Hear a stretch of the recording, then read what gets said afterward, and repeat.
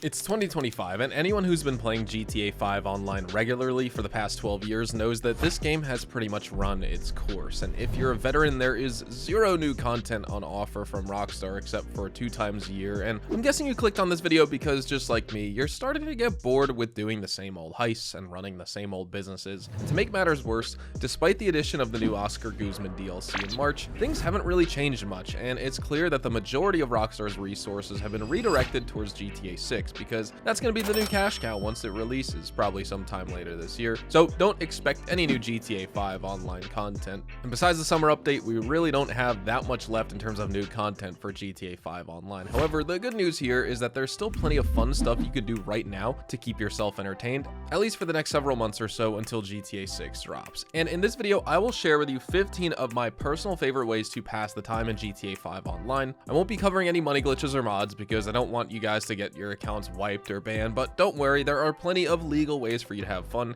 outside of grinding money and buying new vehicles. For starters, you should ditch your Oppressor Mk and take its older brother for a spin instead, because flying around on a weaponized broomstick isn't nearly as fun or exciting as a motorcycle that doubles as a glider. And the thing about the Oppressor Mk that makes it so special is that there's nothing else in the game that handles like it, not even the venerable Scramjet. Besides, the Mk requires true skill if you want to pull off cool stunts. With the Mk you can just jam the throttle and lift off like a rocket. Buildings and hills pose zero threat to you, but with the Mk you have to gain momentum first and keep going while trying not to lose too much energy as you glide over buildings and jump across bridges. Another thing you can do to keep yourself from getting bored is use your normal weapon loadout, but this time ditch your standard ammo and go for exotic ammo types. We've all tried explosive rounds on the heavy sniper Mk II, but there's so much more that you can do. Ever tried incendiary shells in a pump action shotgun? How about the FMJ rounds in your combat MG so you can turn unarmored cars into Swiss cheese? Or, here's a nice one, take the marksman rifle, put a holographic scope on it, and equip armor piercing rounds. Then use that 50-meter lock-on range to score easy one-shot headshot kills, even on people with bulletproof helmets and BST buffs. Play around with different ammo and weapon combinations because I guarantee you there's so much about GTA Online's gunplay that you haven't discovered yet. For tip number 3, you can try to cosplay as an NPC and troll people in really funny ways. First, you'll need to walk into a clothing store and dress up exactly like an NPC, maybe an office worker or a random street thug. Then, hijack an NPC vehicle and drive around while obeying all traffic laws to make it seem like you're harmless. Eventually, when some newbie walks up to you, hit him with the old taser and set off like a madman because you don't want to stick around for when they wake up. One of my favorite tricks back in the day was to wait near a store, and as soon as I saw someone go inside, I'd take my car and park it in front of the door to lock them in. New players never see it coming because they think you're just another NPC chilling near the store. A while back, I did a video on the top 5 GTA role-playing servers in 2025, and that got me thinking. RP servers are an excellent alternative to vanilla GTA Online for people who are bored of playing the same old content every day, and one of my favorites is Grand RP because it's easy to join and completely free, but you can also try Designer Gas Club Gaming and Prodigy RP if you want a more hardcore experience with ultra-realistic world building and a deeply committed player base. The thing to remember about all these RP servers is that they have certain rules that you must abide by, and you can't just go around shooting stuff like you do in regular GTA. If you play like that, the server admins will 100% make sure you get kicked out within seconds. Instead, GTA roleplay is all about building a personal story in collaboration with your fellow server members and using the unique mechanics of each server to live an alternate life, something that simply isn't really possible with normal vanilla GTA Online. But let's say you aren't interested in downloading a whole new client and launcher and want to extract more out of vanilla GTA Online. Well, you can do that by chasing achievements and collectibles, and these are kind of like trophies for PlayStation, but they're built into the game and you can brag about collecting every single one in front of your friends. Are they tedious? Well, kinda, but so are most trophies, and the challenge is to complete these in the quickest and most efficient way possible so you can say that you've seen everything that the game has to offer. It's basically a 100% completion challenge, and in addition to the achievements, you also have awards. These come in 4 different tiers, ranging from bronze to platinum, and rewarded with RP for completing each tier. There are rewards for killing players, awards for racing, awards for flying, awards for destroying stuff, awards for evading the police, and pretty much everything else you can think of. There are plenty of guides on YouTube on how to complete these achievements and awards, so take a look at the ones you think are achievable in the short term and get to work. If you've never done this type of gameplay before, achievement hunting can be a lot more fun than running the same missions over and over and over each day. And if you're bored of committing illegal activities in GTA Online, how about trying to make money legally for a change? This means driving taxis, being a bodyguard for a CEO, collecting money from your nightclub office safe, pizza delivery, etc. The pay is going to be absolutely awful, but you're not doing it for the money. You're doing it to switch things up and experience a whole new aspect of the game. And to make things even more exciting, you can invite your friends to the lobby, set a timer, and compete to see who makes the most legal money within a set time window.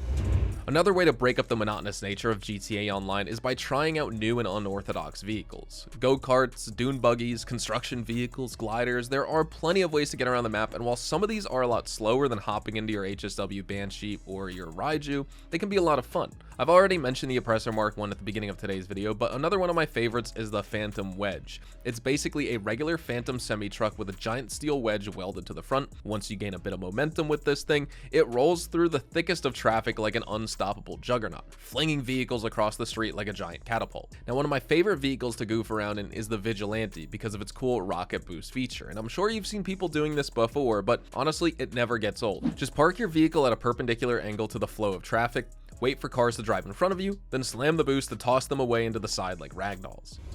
For my next tip here, how about starting a new character from scratch with $0 in the account? By default, GTA will force your second character to share a bank account with your main, but you can bypass this by simply transferring all your cash to the wallet as you make a second character. Then, once you load up on your alt character, you can do anything you want. Race to $100 million as fast as possible using a new and innovative money-making technique, or go around doing random challenges without thinking of money at all. The best part of having a second character, and the reason I love it most, is that I can try out new stuff without worrying about the long-term consequences like draining my main character's bank account.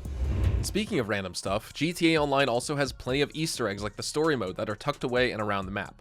Most people never even get to see half of them, but you can roleplay as a detective and hunt these down one by one. We've got UFOs, murder mysteries, underwater treasure, references to famous movies and video games, as well as internal references to other Rockstar IPs like Red Dead Redemption and LA Noire. To be honest, it's too much to fit into this video, but if you guys want to learn more about these Easter eggs, then just let me know in the comments and I'll do a GTA Online iceberg detailing the most well-hidden and interesting secrets of this game that you're guaranteed to have missed unless you know where to look.